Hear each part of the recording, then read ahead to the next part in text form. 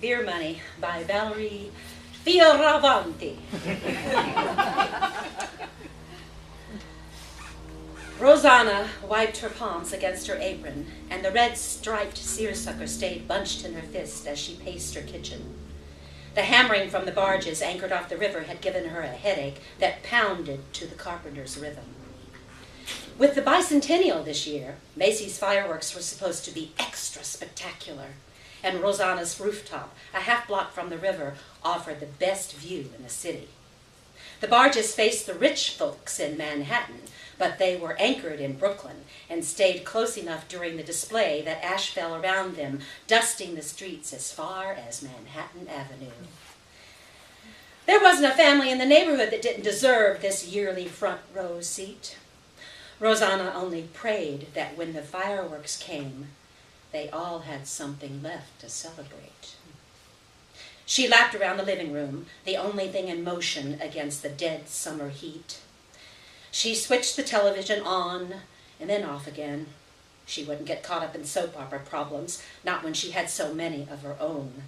Then returned to the kitchen so she could check the sauce simmering on the stove. Behind the pot was the same faded, stained paper she'd been scrubbing for 15 years and could never rub clean. If the rumors were true and the brewery shut down, she'd be scrubbing that same paper and the nicked, bleached-out floor until she was just as worn through. Rosanna lifted the lid, and the trapped air rose soft and warm over her face. It was the gentlest touch of her day. That was the reason she always volunteered to make the sauce, giving her sisters some freedom from their stoves. She stirred, then checked the oven temperature. Her thermostat read 200 degrees, 150 degrees lower than its setting when summer already gave the oven a head start. She kicked the door closed, stirred the sauce once more before replacing the lid, and sat down to drink her cup of tea and smoke. She believed hot drinks and hot steam cooled you down eventually. She took a long first drag of her cigarette and exhaled a few of her jangled nerves. She had a reputation for being demanding, and maybe she was, compared to the rest of her family, but she didn't want much. A house, nothing fancy, 2 or 3 bedrooms, with a little yard so she could plant a garden, grow her own vegetables and herbs, maybe plant some pretty flowers in window boxes, rest a small table underneath a shady tree. But she'd trade that tree for appliances that worked the way they were supposed to, without coaxing or special tricks or rest breaks between use. Rosanna was as old as her stove, and she didn't have the luxury of breaking down. Just thinking about it made her suck through her cigarette faster when she wanted to savor it, make it last. She and her Vince had agreed only 1 carton each month, so they could try to make that down payment, even in hard times. They had a special home buyer's savings account down at the bank, and they tried to put away a little something with each paycheck. With the kids growing like magic beans and something always needing fixing or replacing, their balance hadn't come to much yet. The thought of what might be coming made her light another cigarette from the butt of the first. She checked the sauce again, then went to check on her kids from the window at the front of the apartment. She had 6 rooms and 4 windows, 2 each at the front and rear.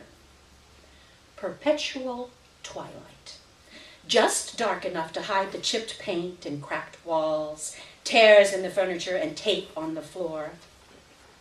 Vince had promised her a house, but the brewery was the last place to work along the docks. If it closed, she might die in this shithole and be grateful for it. It was hard to imagine something worse, but their luck seemed to be shifting in that direction. Vince was a good husband, responsible and hard-working, but he was a broad-shouldered longshoreman with a 6th grade education. The whole city was running short on opportunities for that kind of man. sister Donna was supposed to be minding the kids. She was clustered across the street with the other women, watching the brewery while the children played stickball between Weber's abandoned trucking garages. The brewery trucks were coming and going, and the kids were dodging them instead of breaking up the game. Rosanna banged on the window with her fist, but she was 4 floors up. The thought of a round trip on the stairs in this heat made her want to lie down and nap. But her niece slipped on an oil slick right in front of an oncoming truck. Rosanna's oldest, Vinnie, pulled Lena away from the wheels. A dozen mothers had their heads turned in the opposite direction, worried about feeding kids that might be killed if she didn't get down there to hustle them off the street. Rosanna scattered the kids like chickens, clucking at them while she stomped through the street. They ran from her outstretched arms and reformed in clusters just beyond her reach. She called to her sister, but Donna was still gossiping with the other women. Rosanna muttered curses at them all, but she stopped when she saw the entrance to Schaefer. There were men carting off kegs in their cars, in wheelbarrows, on go-karts, and little red wagons. Reingold dumped the extra beer in the river when they shut down. At least Schaefer is giving it away, Donna said. Lord help us, they're the last. Least they can do is get 'em all drunk and stupid on the leftovers, said Margie, the widow who lived in 33. This didn't sound right to Rosanna, but she didn't want to speak out against the group, at least not without a reason. Her niece, the only one from her husband's side, rode past on her bike and stopped by her cousin Tessa, Rosanna's youngest. Tessa and Franca called Lena over, but she waved and kept playing stickball with the boys. Lena and Franca were best friends, as their mothers had been as children. Her nieces proved it was still good to live here, close to both families, in a neighborhood with second-generation friendships. Franca's bike stayed glued to her hip while she talked. Rosanna never saw her without it, and the purple paint, streamers, and pretty white basket with matching purple flowers had given both Tessa and Lena terrible bike envy. Not that Tessa had ever asked for a bicycle. Rosanna wondered how many cigarettes it would take to buy something that fine, to see her own child's face riding by looking so red-cheeked and happy. Sometimes Rosanna wanted better for her children so bad she wished she'd never had them. Her apron was balled into her fists again. She sighed, shook out her fingers, and walked over to the girls. Tessa greeted her with, "Oh, we're not doing nothing, Ma." "How's Nana doing, Franca? I haven't seen her on the stoop in a few days." "Oh, her gout's bad again, so she can't make it down the stairs." "Well, you tell her I'll get up and visit just as soon as I can." "Could you ask your father to have a look at my stove when he gets a chance? The temperature's off." "Yes, Sia," Franca said. Rosanna patted her niece on the cheek and turned away. "Tessa, if you're not doing nothing, feel free to run upstairs and clean your room," she called out behind her. She walked back to the women who hadn't stirred. She watched the alley with them for a few minutes. A few men trickled out without any beer. Rosanna tried to understand why some men carted off a dozen kegs and some men none. Seniority? Old Bill Hawkins was walking out empty-handed, and he'd worked at the brewery so long he said he hated the sight and smell of beer. That didn't sit right with any severance she could think of. If he didn't want to drink it, he could sell it later, right? "They're not giving it away for free," Rosanna kicked the curb her nearest target.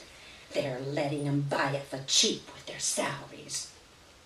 Donna, who knew when to ignore her sister, had also learned to trust her over the years. Rosanna was harder to please than the rest of them, And she was always the most right about things going wrong. "Did you pay the rent yet?" Rosanna said. "Come on, I need to think." Donna followed her across the street and sat down beside her on the stoop. "You don't think they'd spend it all, do you?" Donna asked. Rosanna's legs were shaking, making her hair bounce and shimmer in the light. "I mean, not their last. They wouldn't." "Yeah, like they never drank it all away before," Rosanna said in that voice that made her sisters feel stupid in a way even their husbands couldn't manage. Rosanna grabbed Donna by the shoulders. "We need to get in there and get the money away from Fat Louie before their shift's end." "He won't give us the money," Donna said. She tried to use the stupid voice, but it didn't work right. "Not us," Rosanna spit roughly at her thumbnail. "Vinny, Lena, get over here, now!" She pointed at Lena, the youngest child in the family. "Her." Donna said, "But she's a beast." "She's got something. It'll work on Fat Louie." "What, Ma?" Vinny kept Lena slightly behind him, shielding her. Rosanna was proud of her boy and was prepared to take the brunt of whatever he thought was coming. He was a good boy, and she thought he'd do right when he was grown. "You know what Fat Louie looks like?" "Yeah." "Well, I want you to go in and ask for your father's and your uncle's last pay. Tell him I sent you. And if he doesn't give it to you, I'll remember. Show respect. But tell Fat Louie I'll remember till I'm dancing on his grave." "Mom!" Vinny stuffed his hands in his jeans and rocked on his heels, afraid she'd dance on his grave, too, if he disrespected her. "You're taking Lena with you. She's your secret weapon. You tell him what I said, and you leave the rest to her." "We should ask Grace about this," Donna said. Rosanna growled at her. Her sister never knew humans could make that sound. But then, Rosanna wasn't acting very human right now. Her own boy looked terrified, although little Lena, who Grace sometimes called Rosanna Jr., seemed incapable of expressing fear. Even so, Donna tried again. "Rosanna." "Basta!" Rosanna said, dismissing her elder sister. She reached out for Lena and pulled her closer. "Listen, honey, I need you to stare. The way you do sometimes when we yell at you. I don't want you to say anything with that smart mouth you've got. You can't do that, Karina. Promise me, right? Just stare and don't blink like you do at Fat Louie, and don't stop, even if your daddy or Uncle Vinny or Uncle Hugo or Uncle Pete see ya and try to make you go home." Rosanna pulled out Lena's barrettes and smoothed out her hair. She tucked her shirt in her shorts and wiped the smudges from Lena's face with her apron. "Your dad and your uncles, they might yell at you, but you just have to get stubborn like you do and keep staring. Nobody likes it when you stare that way. And when you see Fat Louie, Vinny's going to point him out if you don't know him. You don't worry about no one but him. You just stare. And if you do that, you'll start to make up for all that trouble you caused. You understand me?" Lena nodded. 2 days by all the words her aunt threw at her to speak or blink. But she was doing exactly what Rosanna wanted her to do. Rosanna turned on Vinny, cleaning him up roughly with some spit on her apron. "You stay clear of your father and your uncles, and if you can and you see them, you tell them I'll back them all. I'll lock them all out if they cross me, every last one of them." She slapped her fist on her thighs for emphasis. "You understand me?" "Yes, ma'am." "Go." Rosanna commanded. Lena thought all her problems stemmed from not being born a boy. She spent a lot of time thinking about why she was always in trouble. She didn't think about that she was bad. She just wasn't very good at girl stuff. She got angry fast, she talked back sometimes, and she had real problems staying clean. She thought the last part made the maddest of all, but it was the hardest one to change. Dirt was everywhere, waiting. She tried real hard not to talk back sometimes, concentrated on it until her head hurt, but they didn't like that either. They said she was staring, but she was just thinking hard, trying not to talk back. She wasn't looking at them at all. It was like she was all inside her head, making sure she didn't say nothing but, yes, ma'am, and no, ma'am. When she was in trouble, that was all they ever wanted to hear. She followed Benny across the street and onto the docks, past the boarded-up envelope factory and in through the side entrance of Schaefer's loading zone. Vinny made Lena duck behind some crates, wood that smelled like the blind alley where the bad men slept in cardboard at night. She wanted to leave, run away from the smell that made her want to be sick, but she stuck with Vinny like she was told. Aunt Rosanna stayed mad the longest, and she always let Mama know just how angry she was. Mama didn't like that much. Nobody liked it when Aunt Rosanna was mad. Besides, if she got sick in front of Vinny, he'd tell all the other cousins that she was still a baby. Lena watched Uncle Pete pass by on a little truck with long metal hands. Vinny pulled her along the row of crates until they turned the corner and snuck up behind Fat Louie, who wasn't fat, but tall. His wallet was fat, because he was the bookie. Lena didn't know what that meant yet, but she would. She had to be real careful who she asked, or else she'd be called a baby. Then she'd get mad and just end up in trouble again. Lena hated being the youngest. Vinny said, "That's Fat Louie. He gives out quarters sometimes." Lena nodded, impressed with this information. She was always the last to know something. "What do you want, kid?" My ma sent me.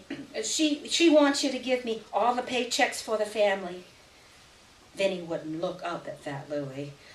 Lena knew that was a mistake. You weren't supposed to look afraid with grown-ups. Being in trouble all the time taught her that much. "Well, why didn't she come herself?" he'd ask. "I don't know. She's cooking or something." "Get out of here before your dad comes and knocks you on your ass." "She'll be real mad." "Dames are always mad about something, kid." Fat Louie patted Vinny on the rear. "Time you learned that." Vinny stepped back as Lena stepped forward. She looked at Fat Louie, then looked inside her head, even though she wasn't mad at anybody. "Who are you?" Fat Louie asked. Lena stared, mouth shut like she was told. As Fat Louie moved, Lena moved along with him, 3 steps to his 1. She's my cousin," Vinny said. "The whole freaking neighborhood's your cousin. Whose girl is she?" She's my Aunt Grace and my Uncle Bert's kid. She's only 7. "What's she doing?" I don't know. My ma told her to stare at you." "What for?" Fat Louie stepped back, but Lena inched forward. He was taller than anyone in her family, and he didn't even lean down to make it easier. Is she doing that freaky evil eye shit?" "Well, if you give them, I'll stop asking what my aunt told me to," Lena said. She liked the idea of being the evil eye girl. My mama told her not to say anything," Vinny said. She told me to say it on the inside so you wouldn't find out. Fat Louie tried to hide his body behind a too small crate. Your mother's a fucked up bitch sending a kid around to jinx me like this. Oh, she told me it would be doubly bad if you cursed.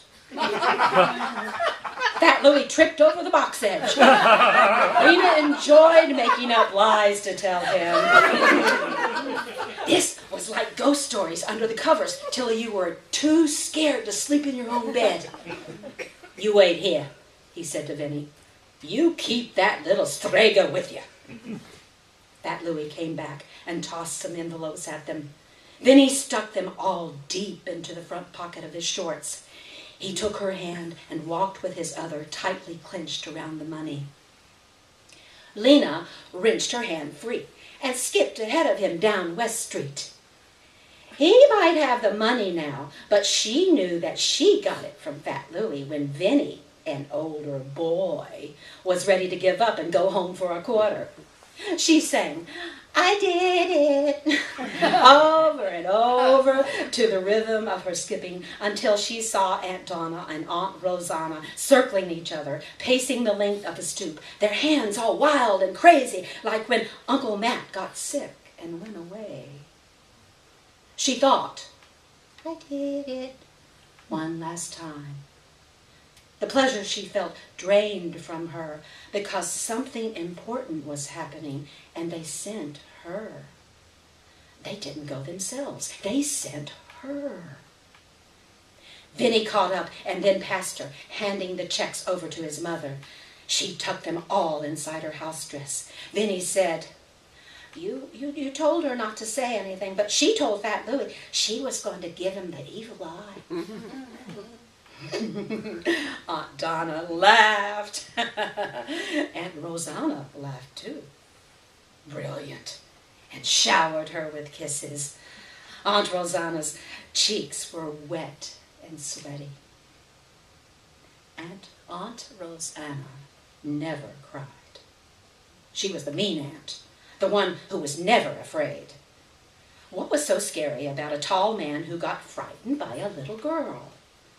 What would have happened to her if Fat Louie wasn't afraid of her being an evil eye girl? Did they send her because she was so much trouble? She wished she could ask Vinny or even Tessa, but they wouldn't tell her. They liked it too much when she didn't know stuff. This goes a long way with me, Karina, a very long way, Aunt Rosanna said before putting Lena down and wiping both their cheeks with her apron. Lena wanted to know why, and Aunt Rosanna was happy and crying why this once she wasn't in trouble, and if Fat Louie being the bookie had something to do with punishing bad little girls. The kids aren't going to feed themselves, Aunt Donna said. She pinched Lena's cheek before she went inside. Rosanna stood, tugging at Lena's sleeve. Coming? Lena shrugged her off. She didn't like how she felt, how things were so mixed up inside. It was a new kind of dirty. Rosanna sat down again. It was getting dark, and the brewery's strobe lights rumbled on. When I was your age, every building along the docks had lights like those. Watching them light up was like having your own sunrise at sunset.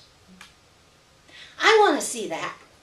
Lena looked expectantly down the street as if their combined will could make it happen. I wish you could. Rosanna watched her niece's mood change, how she brightened at the prospect of a new experience. She would try to yell at Lena less, and she would get Grace to stop telling her she was too smart for her own good all the time. There was no such thing, and it was time they all learned that. Rosanna's headache returned, although the hammering had stopped for the night. Lena stared at the docks. You'll get to see the fireworks in a few days. Rosanna brushed the hair from Lena's eyes, which was always tangled despite Grace's constant effort. You like watching them, right? Lena sprang off the stoop, startling Rosanna with such quick motion. Teacher taught us a song for the bicentennial. Want to hear? Rosanna swallowed a sigh and reflexively felt for the checks tucked inside her bra. Sure, Karina. Sing me your song.